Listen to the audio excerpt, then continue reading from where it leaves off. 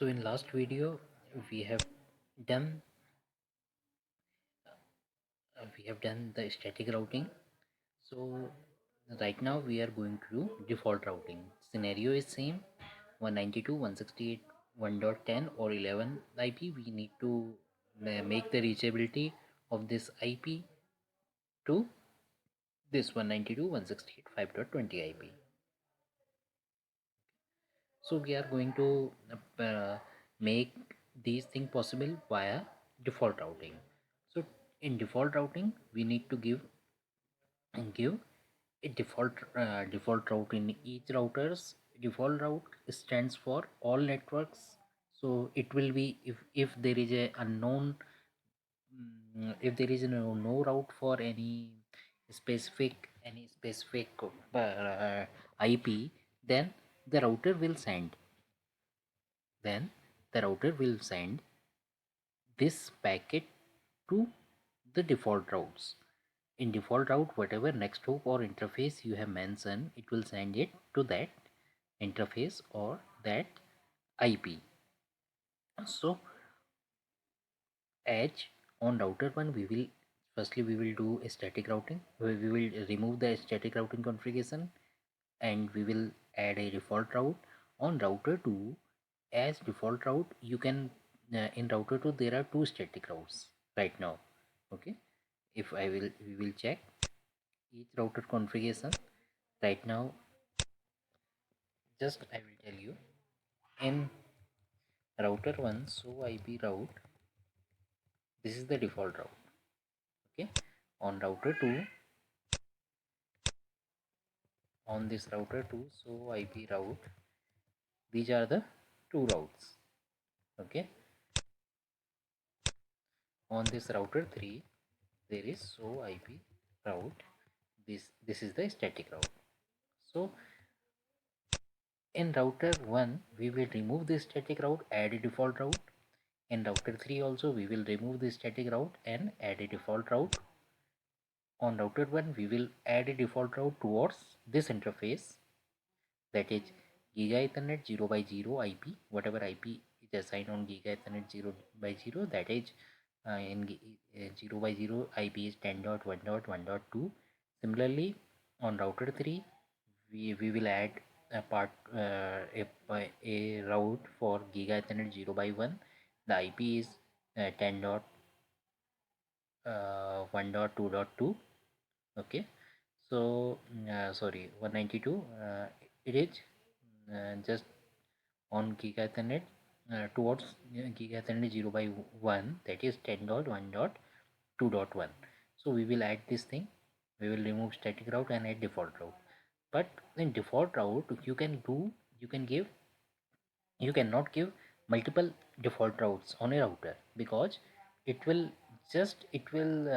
in a static route you can give multiple static routes, because you can destinate some IPs or pool or network to some specific, suppose you just want, there are multiple interfaces, so you can send some traffic to some other interface or some other node. But in default route you can add, default route can be added only once. So you need to add that IP, that particularly you cannot, in this case we cannot remove these both static route and give two different default routes, because in command there is no such command that we can give. uh, if you will give a default route, suppose what is the command of giving a default route? It is config IP route 0.0.0.0 and 0.0.0.0. This is the command. Then we need to give an interface or IP. So if I will give one IP, then if again second time I am giving this route, then what will happen? It will replace that default route what we have given earlier. So on router 2, this is the region that we cannot give in such scenario. We cannot replace these both static route to a default route. So we will use static route on this. Okay, because it needs different for this IP. it should be, the traffic should be routed towards 10.1.1.1, and for this IP it should be routed to 10.1.1 to 2.2.2. So on router 2 we will do nothing. We will not remove a static route, because default route, we cannot give default route and do the all the whatever we want from this lab. We cannot perform that thing if we will replace this static route with a default route, because it will send the traffic on one direction, whereas we need the incoming and outgoing both traffic should be forwarded to the specific interface. So right now I will start with router 1. What I will do, I will just remove that static route. Do so run, if you just check running config, you will get what static route you have added.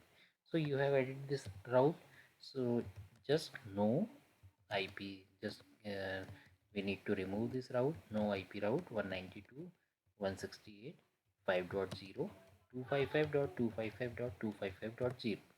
Now I will we have added remove that route. So IP route, if you will check now, static route is not showing. Now I will add a default route. Command is just give all IP, all subnet masks, and where we want to send, we need to send to next route, that is 2.1. Now if you will see, so IP route, there is a default route. It is indicated by S with with star mark. Earlier it was showing only S. Now I will come to router 3 also. Okay, so just I will check what route we have added earlier. We have added this route. So what I will do, I will just remove this static route 192.168.1.0 255.255.255.0. Just I will add a default route 0.0.0.0 0.0.0.0, and then I will give the next loop address, that is 2.1. If you will check, so IP route, now this static route is added. On router 2, as I have explained earlier, I will not change the static route, because here there is no option. If I will just remove this route and then going to add any route, then there will be no such command that we can add two for two paths we cannot add. Okay, so this is why we will keep this default, because we need for incoming for if it is traveling from PC1 to PC2. In this scenario, PC1 is this, PC2 is this. If you want to send a traffic, then it should be destination to towards this interface, and when it is going back, then it should be sent to this interface. So it cannot be done with default route, because it we can add only one next hoop on a default route. So this way, now if we will check, if we'll just check ping, now it is pinging, and if we will check ping from this, so now it is pinging. So with the default route we have done the configuration. If you will check the trace route, you can check trace route from both PCs. Okay, so this is how to use default route in a network. I think this is with this video your concept is clear. Thank you for watching.